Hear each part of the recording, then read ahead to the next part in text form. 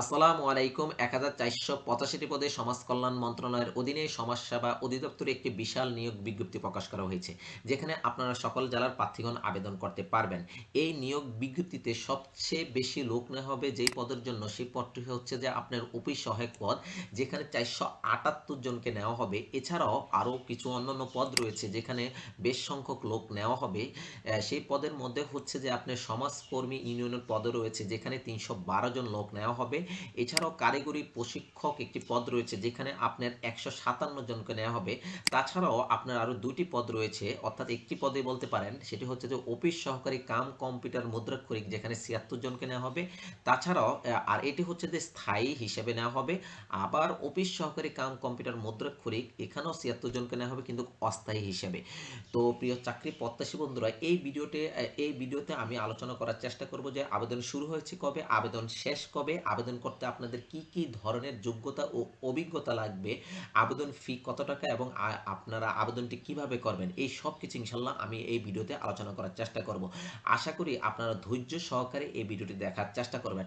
আর যারা আমার চ্যানেলে নতুন এসেছেন, আপনারা চাইলে আমার চ্যানেলটি সাবস্ক্রাইব করে বেল আইকনে প্রেস করে রাখতে পারেন, যাতে করে পরবর্তী ভিডিওটি আপলোড করার সাথে সাথে আপনাদের কাছে একটি নোটিফিকেশন চলে যায়।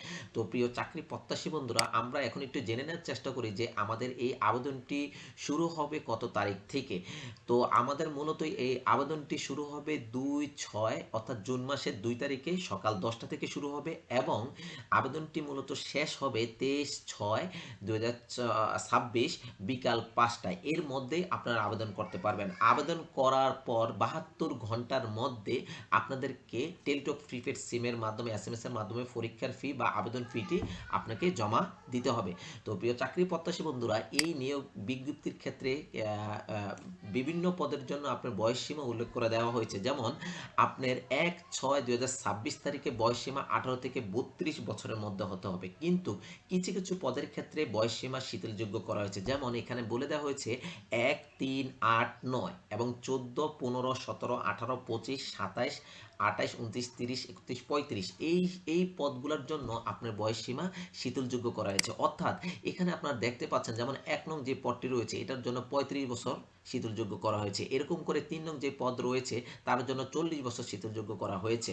অর্থাৎ মানে বিভিন্ন পদের জন্য তারা বয়সসীমাটা মানে ৩২-এর উপরেও কিন্তু রাখা হয়েছে এখানে। ওকে, তো এরপর আসেন যে এই নিয়োগ বিজ্ঞপ্তিটা যেহেতু সংশোধিত নিয়োগ বিজ্ঞপ্তি, মানে এর আগেও কিন্তু এই বিজ্ঞপ্তিটা কিন্তু দেওয়া হয়েছে দুইবার।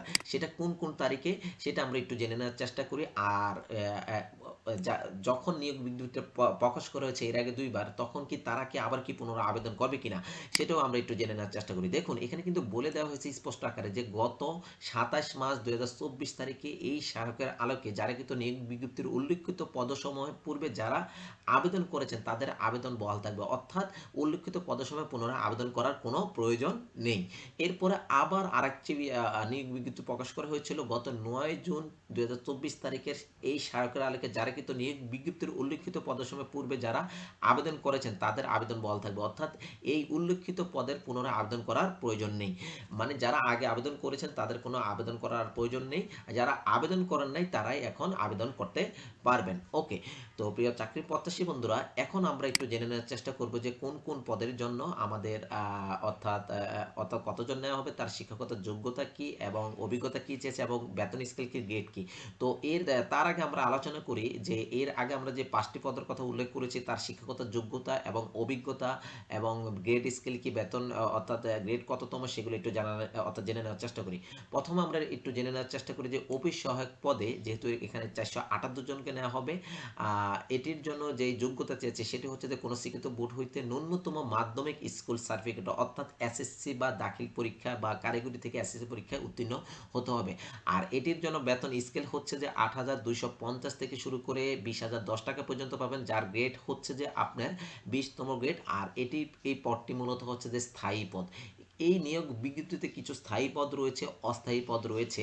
তো এগুলো আপনারা একটু এই অর্থাৎ এই নিয়োগ বিজ্ঞপ্তিটি ডাউনলোড করার পরে আপনারা একটু দেখে নেবেন। তো এরপরে হচ্ছে যে ধরুন আপনার এখানে সমাজকর্মী ইউনিয়ন রয়েছে, যেখানে 312 জন লোক নেওয়া হবে, যার বেতন স্কেল হচ্ছে যে 9,300 থেকে শুরু করে 22,490 টাকা পর্যন্ত পাবেন, যার গ্রেড হচ্ছে যে 16তম গ্রেড।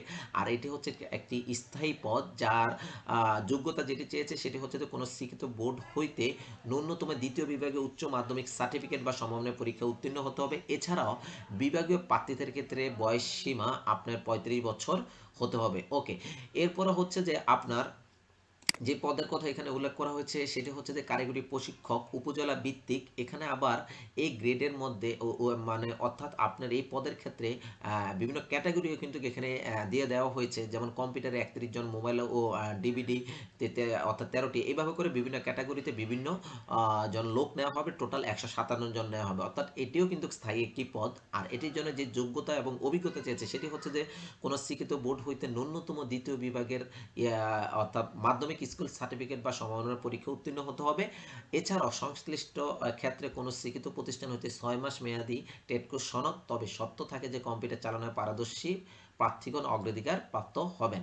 এরপর আসেন যে আমরা যে পদের কথা অর্থাৎ জানবো সেটি হচ্ছে যে আপনার অর্থাৎ অফিস সহকারী কাম কম্পিউটার মুদ্রাক্ষরিক। এটি আবার অস্থায়ী এবং স্থায়ী হিসাবে কিন্তু আপনার রয়েছে, যেখানে 76 জনকে নেওয়া হবে।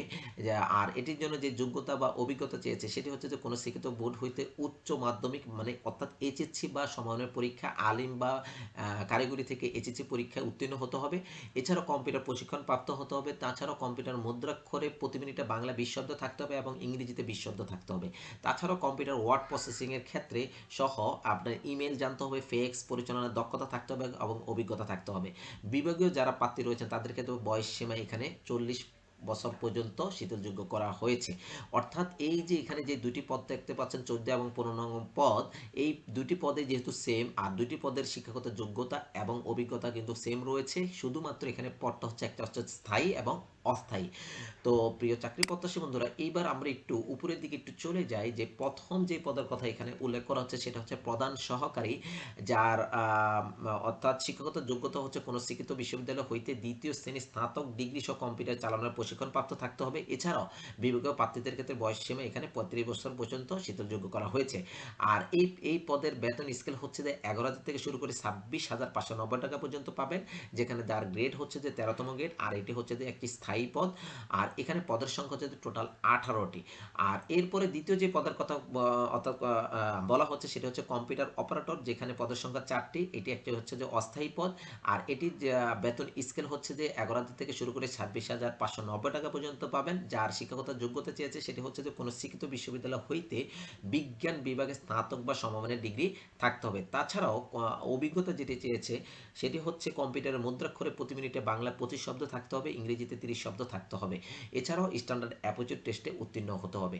3 নম্বর যে পদের কথা এখানে উল্লেখ করা হচ্ছে সেটি হচ্ছে যে আপনার ষাট লিপিকার কাম কম্পিউটার অপারেটর, যেখানে আপনার পদের সংখ্যা 5টি। যার বেতন স্কেল হচ্ছে 11,000 থেকে শুরু করে 26,590 টাকা পর্যন্ত পাবেন। যার গ্রেড হচ্ছে যে 13তম গ্রেড। এটি হচ্ছে যে একটি স্থায়ী পদ।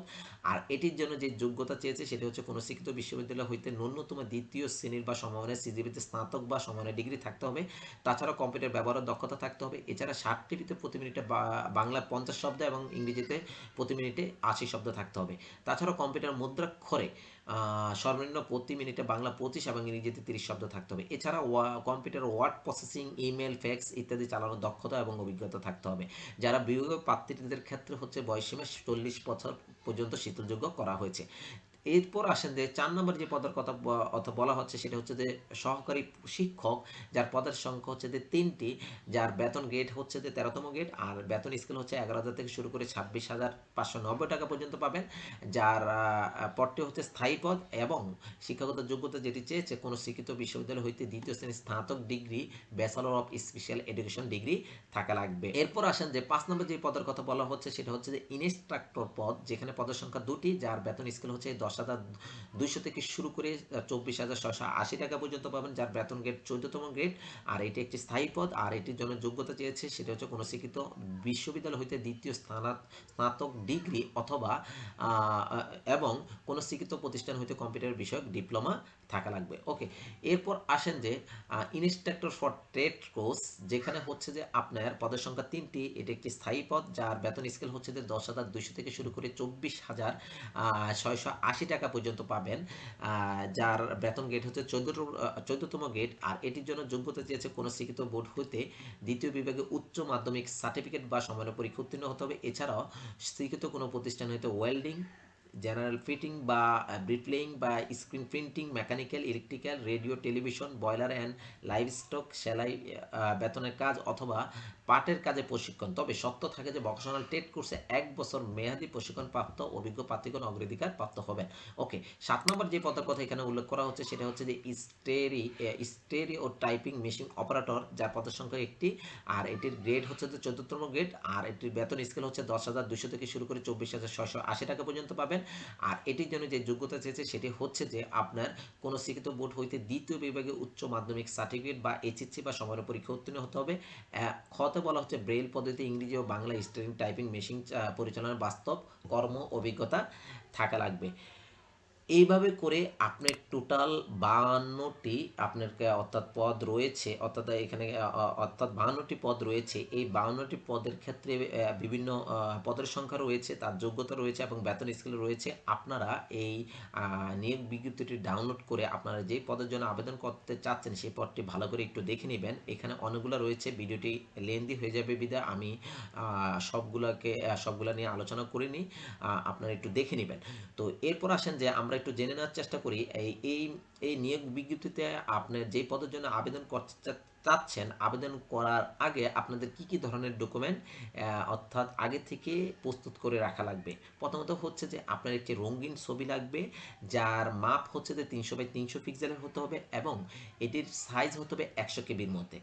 এরপর হচ্ছে যে আপনার একটি অর্থাৎ স্বাক্ষর লাগবে, যার মাপ হবে আপনার 300x80 পিক্সেলের হতে হবে। এছাড়াও আর এটির জন্য যে সাইজ চেয়েছে অর্থাৎ সর্বোচ্চ 60 কেবির মধ্যে হতে হবে। এই দুইটা জিনিস আগে থেকে রেডি করে রেখে তারপর আপনাকে অনলাইনে আবেদন করতে হবে।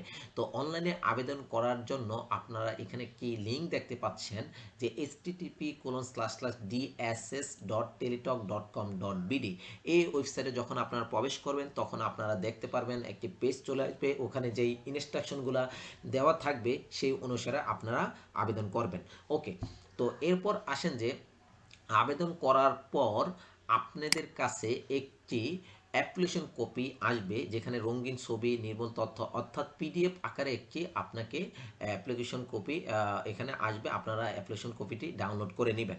ওখানেই অ্যাপ্লিকেশন কপিতে আপনাদের একটি ইউজার আইডি এবং ইউজার আইডি দেওয়া থাকবে। এখন আপনাদের কাজ হবে যে আপনারা আবেদন ফিটা কিভাবে জমা দিবেন। তো আবেদন ফি জমা দেওয়ার জন্য অবশ্যই আপনাকে যেটি করতে হবে, টেলিটক প্রিপেড মোবাইল নম্বরের আপনাকে অবশ্যই যেই পদের জন্য মানে আপনি যেই পদের জন্য আবেদন করবেন ওই পদের আবেদন ফি কত টাকা সেটা আগে থেকে একটু জেনে নিতে হবে। তারপর টেলিটক প্রিপেড সিমে আপনাকে সেই ফিটা রাখতে হবে। যেমন এখানে দেখুন 1 থেকে 37 নং যে পদগুলো রয়েছে টোটাল 112 টাকা আপনার সার্ভিস চার্জ করা লাগবে এবং 38 থেকে 52 নং যে পদগুলো রয়েছে তার জন্য টোটাল 50 টাকা অর্থাৎ 56 টাকা আপনার আবেদন ফি লাগবে। ওকে, তো এছাড়াও যারা ক্ষুদ্র নিগোষ্ঠী রয়েছেন, প্রতিবন্ধী রয়েছেন, অর্থাৎ শারীরিক তৃতীয় লিঙ্গে রয়েছেন, তাদের ক্ষেত্রেও টোটাল 56 টাকা আবেদন ফি লাগবে। তো এই ফিটা আপনাকে টেলিটক প্রিপেড সিমে রাখার পরে এরপর আপনাকে আবেদন ফিটা জমা দিতে হবে। তো এটি কিভাবে দিবেন, এটি দেওয়ার জন্য টেলিটক প্রিপেড সিমে SMS অপশনে গিয়ে লিখতে অর্থাৎ টাইপ করতে হবে ক্যাপিটাল লেটারে DSS স্পেস ইউজার আইডি, যেটি অ্যাপ্লিকেশন কপিটা আপনাদের দেওয়া থাকবে, ইউজার আইডি লিখে সেন্ড করতে হবে 16342 এই নম্বরে।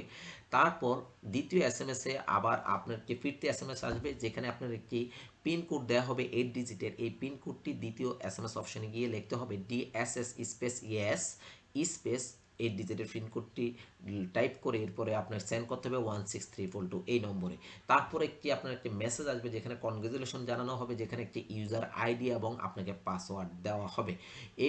আপনি যদি এই ইউজার আইডি এবং পাসওয়ার্ড ব্যবহার করে পরবর্তীতে আপনি যেটি কী করতে পারবেন, আপনার প্রবেশপত্রটি এই ওয়েবসাইট থেকে আপনি ডাউনলোড করে নিতে পারবেন। এছাড়াও আপনাকে প্রবেশপত্র ডাউনলোড করার জন্য মোবাইল ফোনের এসএমএস এর মাধ্যমেও কিন্তু জানিয়ে দেওয়া হবে। তাছাড়াও আপনারা অফিসিয়াল যেই ওয়েবসাইটটি রয়েছে dss.gov.bd, এই ওয়েবসাইটের মাধ্যমেও কিন্তু আপনারা জেনে নিতে পারবেন যে কখন প্রবেশপত্রটি ডাউনলোড করতে হবে।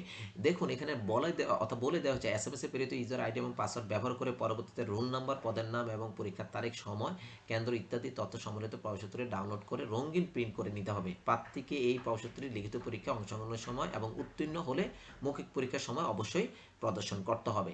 তো এরপর আসেন যে লিখিত পরীক্ষায় উত্তীর্ণ হওয়ার পরে আপনাকে কি কি ধরনের ডকুমেন্ট আনতে হবে এটি একটু জেনে নেওয়ার চেষ্টা করি। দেখুন এখানে বলে দেওয়া হচ্ছে যে আবেদনকারীকে মৌখিক পরীক্ষা গ্রহণের সময় নিম্নলিখিত কাগজপত্রে মূল কপি প্রদর্শন করতে হবে। আবারও বলছি সরি, লিখিত পরীক্ষা উত্তীর্ণ হওয়ার পরে যেমন প্রথম শ্রেণীর গেজেটের কর্মকর্তা কর্তৃক সত্যায়িত অনুলিপি জমা দিতে হবে। এক হচ্ছে যে শিক্ষাগত যোগ্যতার সম্পর্কিত সকল প্রকার মূল এবং সাময়িক সনদপত্র এবং অভিজ্ঞতা প্রযোজ্য ক্ষেত্রে সনদের সত্যায়িত কপি লাগবে। দুই হচ্ছে যে এনআইডি অর্থাৎ জাতীয় পরিচয়পত্র বা জন্ম নিবন্ধনের সনদপত্র সত্যায়িত কপি লাগবে। তাছাড়াও স্থায়ী ঠিকানাকে প্রমাণক হিসাবে ইউনিয়ন পরিষদের চেয়ারম্যান অথবা পৌরসভার মেয়র বা সিটি কর্পোরেশন ওয়ার্ড কাউন্সিল কর্তৃক নাগরিকত্ব সনদপত্র লাগবে। এছাড়া প্রথম শ্রেণীর গেজেটের কর্মকর্তা কর্তৃক প্রদানকৃত চারিত্রিক সনদপত্র লাগবে। তাছাড়া উন্মত বলা হচ্ছে মুক্তিযোদ্ধা, যারা মুক্তিযোদ্ধা রয়েছেন, শহীদ মুক্তিযোদ্ধা বা বীরাঙ্গনার সন্তান যারা প্রার্থী রয়েছে তাদের ক্ষেত্রে নীতিমালা অনুযায়ী, সর্বশেষ নীতিমালা অনুযায়ী আপনার যেটি করতে হবে সেটি হচ্ছে যে অর্থাৎ সনদপত্র লাগবে। আর যারা ক্ষুদ্র নিগোষ্ঠী বা শারীরিক প্রতিবন্ধী বা তৃতীয় লিঙ্গ রয়েছেন তাদের ক্ষেত্রে সর্বশেষ নীতিমালা অনুযায়ী উপযুক্ত কর্তৃক সনদপত্র লাগবে। এছাড়াও যারা আবেদনকারী মুক্তিযোদ্ধা, শহীদ মুক্তিযোদ্ধা, বীরাঙ্গনার পুত্র কন্যা হলে তাদের ক্ষেত্রে হচ্ছে আবেদনকারী মুক্তিযোদ্ধার সম্পর্কে উল্লেখ করে প্রথম শ্রেণীর গেজেটের কর্মকর্তা বা সংশ্লিষ্ট ইউনিয়ন পরিষদের চেয়ারম্যান বা পৌরসভার মেয়র বা সিটি কর্পোরেশন ওয়ার্ড কাউন্সিলর কর্তৃক প্রদত্ত প্রত্যয়নপত্র লাগবে।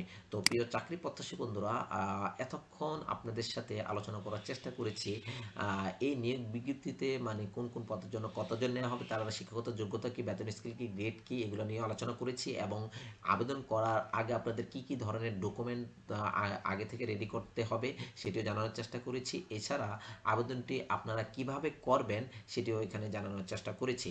এরপরে হচ্ছে যে এরপরে জানানোর চেষ্টা করেছি যে আপনাদের অর্থাৎ লিখিত পরীক্ষা উত্তীর্ণ হওয়ার পরে মৌখিক পরীক্ষায় কি কি ধরনের আপনাদের ডকুমেন্ট নিয়ে আসতে হবে সেগুলো এখানে জানানোর চেষ্টা করেছি।